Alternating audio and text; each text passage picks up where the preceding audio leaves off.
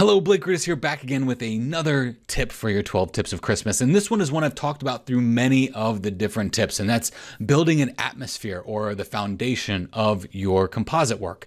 This one's critical. If you don't do this one correctly, the whole image it's just gonna crumble. That's why I kind of saved it for one of the last important tips here. And if you look at this image, we'll just turn the atmosphere off and look at it. It's like, it just looks like a bunch of people that were just cut out of a magazine and slapped onto this image. You know, think about a concert. When you go to a concert and you see a fog machine, you see lights going through the fog machine, it creates this whole atmosphere that feels so epic. It actually adds a whole new element to the music that you don't see when you just hear it as you're driving around in your car. There's a reason why it makes you feel so great when you're at that concert. It's really loud, number one, but the atmosphere that's created, the smoke, the lights, all of that stuff adds to the whole performance that's happening in front of you.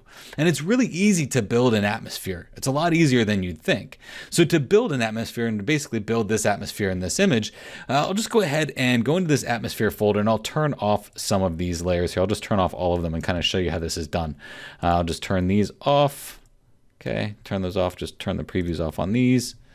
Go up here and turn it off for that and that and that, okay? One of the simplest and easiest ways to build an atmosphere is to do it with like this kind of glow effect that you have here. And if we look at what this layer is, this glowing layer is, it's just a white layer that I've just gone poof and hit the background with white. So if I were to turn that off and then make a new layer here, I'm gonna use B for my brush tool, make sure that that brush is set to white, make that brush rather large and very soft, okay? So I'm gonna right click, make sure that the hardness is down to 0, the brush size is very big, and I've got my brush set to white, okay?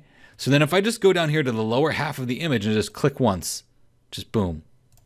Look at the light that's created behind us with just a very simple atmospheric touch. That's the glowing effect that I have underneath us. Now I did this in several spots. If you look back here behind my son's head, you see that I also did this very lightly behind his head as well. And I did it with a smaller brush. So we'll get that brush about right here and just hit that like that. And look what happens there. Remember how I said that your masks don't have to be perfect? Well, look now. This mask is clearly not perfect. Look at it. It's not perfect at all. It actually looks horrible. But I knew that if I put that glowing effect behind him, that atmospheric brush effect that I knew I was going to put there anyway, that mask actually looks really good because we can't see all of the different issues that are coming about with that mask because there's actually a little bit of transparency here. So when we allow white to be behind that transparency, it looks really good. It's a really fast and easy way to add some atmosphere to your image. If it's too bright, you can just drop that opacity down a little bit. Or one of my favorite things to do is to actually make a custom brush that can do this. So if we just go File, I'm just going to do this rather quickly, go to New, make a new brush here. And I have my brush. I have some custom brushes that I've created from cloud layers. So I'll just go to this sampled brush right here. And look at this sampled brush. Okay, I'll make it a little bit smaller. If we look at this, if we just hit this brush and do something like this, it doesn't look very good. Look at that. Okay, it's just a big swatch of a cloud-based brush. But if I were to go ahead and go into the brush panel here, or the brush settings, and that if you go to the window and you go to brush settings, that's right here at F5. Now I can change how this brush looks. So look at the shape dynamics of this brush. I can change the size. So as I paint across, it changes the size. Okay, press Command or Control Z. I can change the angle. So as I paint across, it changes the angle. Now we're starting to get somewhere with this atmospheric effect. I can change the roundness of this brush. So as I paint across, it's a little bit more random. All right, that looks a little bit better. If I go to scattering, I can scatter the size of, I can scatter the brush itself as to where it goes on the image. That's a little too much. If I drop that scattering down, see what happens here. Paint that on. See, the scattering there is not that bad. We're scattering the brush and where it puts itself on the image. One of the critical ones here is actually in transfer. So if we go to transfer and you go to opacity jitter, you can jitter the opacity that comes across from this brush as well. So look at how the brush is changing down here. You see now we're starting to get more of this kind of atmospheric type of look, creating what actually looks like a cloud. Okay, this is the way that you build an atmospheric effect from many different types of brushes, whether you're using the 7 Styles brushes or even custom brushes that you create. Adding that opacity is a really good idea. You can even go into the color dynamics and you can make the color change from the foreground color and the background color that you have here. So if I select this color and make it a darker color, and then select this color and make it a lighter color like this, as I brush across my canvas now, look at how it's alternating back and forth between the darker brush and the lighter brush.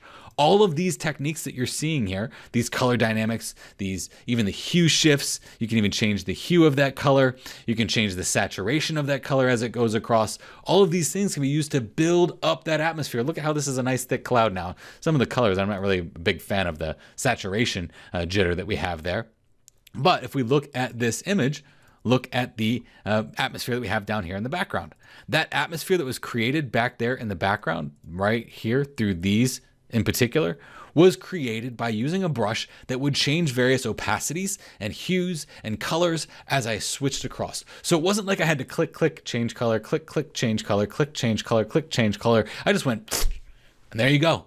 Atmosphere is built. So yes, you do have to have an understanding of a lot of different things when you're building these composites, from the blend modes to the layer styles and brushes and custom brushes and fonts. All that stuff builds up. But if you look at the series of things that I've done over the course of 9 years of creating these cards, this is how I benchmark how I've grown as an artist photographer, is actually through this card. You'd see that my growth from card number 1 all the way through card 10. And it's things like this that have really set apart my beginning cards that I did 9 years ago and what I'm doing now. Always remember that if your image isn't looking right, it doesn't feel like it's right, you gotta build the atmosphere, you gotta build the experience. Imagine that you're at a concert with no fog machine and no lights. It's like, could have just gone to a coffee shop and saw this guy doing it acoustic, right? But when they got the lights going, they got the fog going, it's like, it feels like, it's so great. That's what you have to do here with your images, with all of your composite work that you're gonna do and all of your creative work. Build the atmosphere, build the experience for your viewer. You just watched a tip from a series I'm doing called the 12 Tips of Christmas. It's about this composited Christmas card that I did for our family. Now, if you're watching this on YouTube, how this is going to work is over the course between the 13th and the 24th of December 2018, I'll be populating a new tip for the 12 Tips of Christmas. If you're on F64 Academy, you'll see that this page is being updated as those days progress. If at any point you want to catch up on these, you can either do it right here on F64 Academy on this page that you're watching right now, or if you're on the YouTube channel, type in F64 Academy and search for the playlist 12 Tips. Thank you very much for taking the time to watch this. I sincerely appreciate it. Have a Merry Christmas.